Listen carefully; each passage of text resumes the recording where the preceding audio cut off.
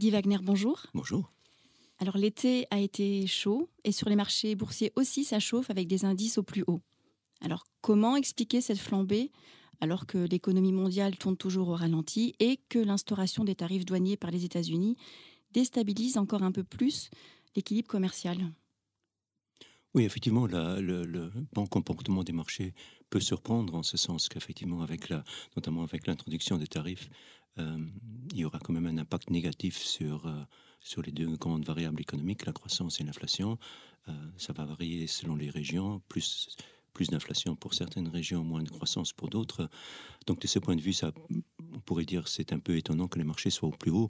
Je dirais on peut peut-être l'expliquer par le fait que tout d'abord, les résultats des entreprises sur le premier semestre étaient dans l'ensemble relativement bons. Il y a aussi effectivement le fait que certaines banques centrales, à commencer par la Banque centrale européenne, ont baissé leur taux d'intérêt. Il y a aussi l'anticipation d'une baisse des taux d'intérêt aux États-Unis. Donc tout ça est de nature à soutenir les cours.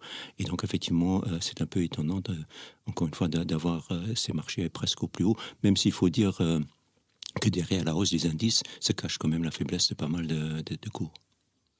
Donc, compte tenu du creusement des dettes des États-Unis, les emprunts obligataires des pays industrialisés n'ont plus vraiment la cote. Cela crée-t-il un déséquilibre de l'offre et de la demande pour les investisseurs? Oui, on pourrait dire que le bon comportement des actions s'explique aussi par le fait que les investisseurs deviennent de plus en plus méfiants par rapport à l'autre grande classe d'actifs qui sont les obligations et notamment les emprunts d'État des pays industrialisés. Et effectivement, avec la dette, avec les déficits budgétaires, l'offre d'emprunts d'État ne va faire qu'augmenter. Ce qui est effectivement de nature à inquiéter les investisseurs. De l'autre côté, côté action, en tout cas les bonnes entreprises rachètent leurs propres titres, donc là l'offre est plutôt en baisse et en tant qu'investisseur, il faut plutôt acheter ce qui devient rare que ce qui devient de plus en plus abondant. Donc, en revanche, comme ça a été observé depuis le début de la décennie, les emprunts d'État des pays émergents surperforment largement ceux des pays industrialisés. Est-ce un créneau d'investissement intéressant? Oui, je dirais que c'est un nouveau paradigme. Aujourd'hui, les marchés ou les pays industrialisés sont devenus un peu les pays émergents et vice-versa, en ce sens que ce qu'on reprochait à l'époque aux pays émergents, c'est justement aucune rigueur budgétaire, souvent des dettes élevées, etc. Et notamment depuis le confinement, on a observé que c'était plutôt l'inverse, c'est plutôt une discipline monétaire, discipline budgétaire dans les pays émergents, et justement l'inverse en tout cas dans la plupart des pays industrialisés. Le marché boursier américain n'a jamais été aussi haut. Faut-il considérer cette situation comme bonne ou mauvaise? Il faut dire qu'effectivement que le marché américain, sur les dernières années, a énormément surperformé les autres marchés.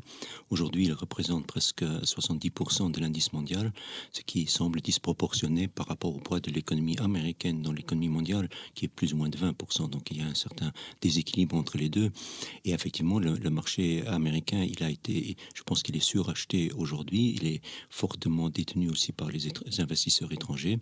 Et donc de ce point de vue, c'est un marché qui est suracheté, qui est cher par rapport à sa moyenne historique. Et donc, de ce point de vue, c'est quand même un marché dont il faut se méfier un peu. Maintenant, à nouveau, il faut relativiser par le fait que derrière le marché, derrière l'indice, se cache à nouveau beaucoup d'entreprises dont le cours a beaucoup baissé. Donc, il faut peut-être pas trop généraliser. Et ce niveau historiquement élevé est-il d'ailleurs justifié? À mon avis, il est exagéré. On pourrait dire on pourrait dire que le marché américain mérite une certaine prime parce que la rentabilité des entreprises est souvent supérieure à ce qu'elle est ailleurs et que surtout les grandes sociétés technologiques qui sont des quasi-monopoles méritent une certaine prime de valorisation. Mais je pense que cette prime aujourd'hui est exagérée. Et le reste du marché se traite aussi à une prime par rapport aux entreprises européennes ou asiatiques. Et cette prime me semble quand même moins méritée ou moins justifiée parce que la différence de rentabilité, là, n'est pas tellement élevée. Mmh. Donc dans la dernière publication Perspective, la 183e édition là, qui vient de paraître, vous faites un focus particulier sur le marché et l'économie au Japon. Est-ce une alternative attirante pour un investisseur?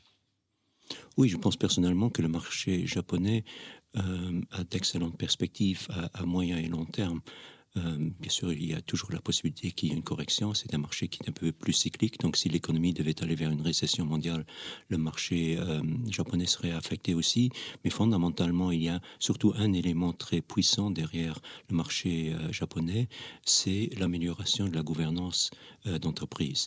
Donc, ce que je veux dire par là, c'est que cette idée de bien traiter les actionnaires, ce qu'on appelle aux États-Unis le shareholder value, a vraiment démarré aux États-Unis il y a plus de 40-50 ans.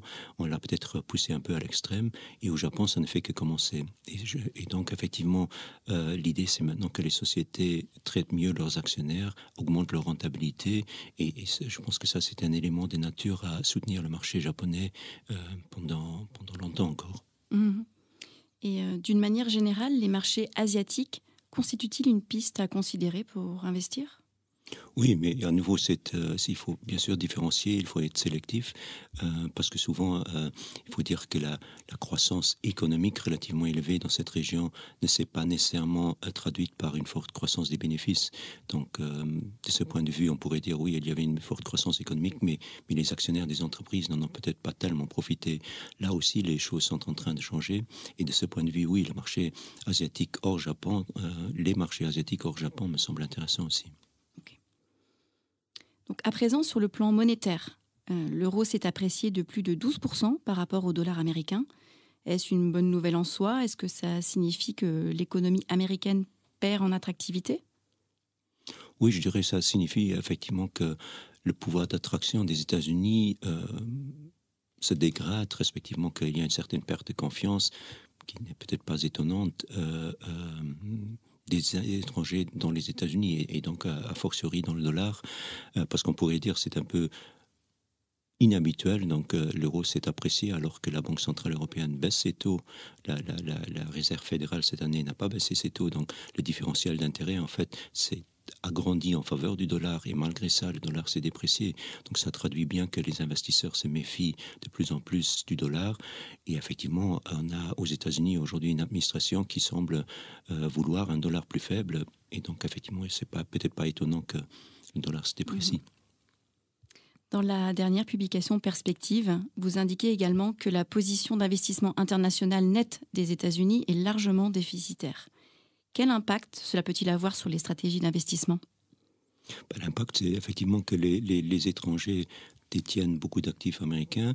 L'impact, c'est que les revenus que les étrangers reçoivent de leurs actifs américains sont supérieurs aux revenus que les Américains reçoivent de leurs revenus à l'étranger. Et donc, de ce point de vue, il y a effectivement potentiellement une abondance de dollars, ou en tout cas beaucoup de dollars détenus par les investisseurs étrangers qui, à un moment donné, s'ils décidaient de se séparer de ces dollars ou de rapatrier des capitaux, ça pourrait à nouveau entraîner une dépréciation supplémentaire du dollar qui, même s'il s'est déprécié déjà cette année, reste relativement cher. Alors pour terminer, et comme de tradition dans ce podcast, un petit mot sur l'or, qui a vu son cours augmenter de plus de 27% depuis le début de l'année. Alors qu'est-ce qui pourrait freiner cette flambée? Il y a toujours la possibilité, après une telle hausse, qu'il y a une correction, il y a des prises de bénéfices. Peut-être qu'à un moment donné, il y aura une nouvelle du genre que la Chine n'a peut-être pas acheté d'or pendant 3 mois consécutifs, et peut-être que les investisseurs prendront ça comme une occasion pour justement prendre des bénéfices sur l'or. Mais ceci étant dit, fondamentalement, je pense que tout dans l'environnement actuel plaide en faveur de l'or. Alors, que vaut-il mieux faire aujourd'hui? Miser sur l'or en tant que matière première, ou bien sur les entreprises aurifères qui affichent également de très belles performances ces derniers temps? Je pense qu'il faut s'intéresser aux deux. Donc l'or, effectivement, pour les raisons qu'on connaît, donc qu'on pourrait résumer un peu par une certaine méfiance par rapport à l'argent papier dans un monde où la dette ne fait que monter. Mais les entreprises aurifères comme un moyen ou comme une classe d'actifs qui offre un certain effet de levier sur la hausse de l'or. Donc normalement, lorsque l'or monte, les cours des entreprises aurifères montent encore plus. Bien sûr, ça va aussi dans l'autre sens. Et donc aujourd'hui, je dirais, beaucoup d'entreprises aurifères sont dans une excellente situation. Il y a d'un côté l'or qui monte, il y a d'autre côté le coût de l'énergie qui a baissé. Donc pour elles, pour leur marche, c'est excellent. Leur cash flow explose. Et donc effectivement, pour l'instant, en tout cas, elles font preuve d'une grande discipline et utilisent cette augmentation de leur cash flow pour rembourser leurs dettes, pour augmenter leurs dividendes, pour acheter leurs titres. Donc pour l'instant, contrairement à ce qui était le cas par le passé par moment, les entreprises font preuve d'une très grande discipline en matière d'allocation de capital. Merci beaucoup Guy Wagner. Merci. Alors pour plus d'analyses et de commentaires, rendez-vous dans le document Perspective, l'édition 183 qui vient de sortir. À bientôt.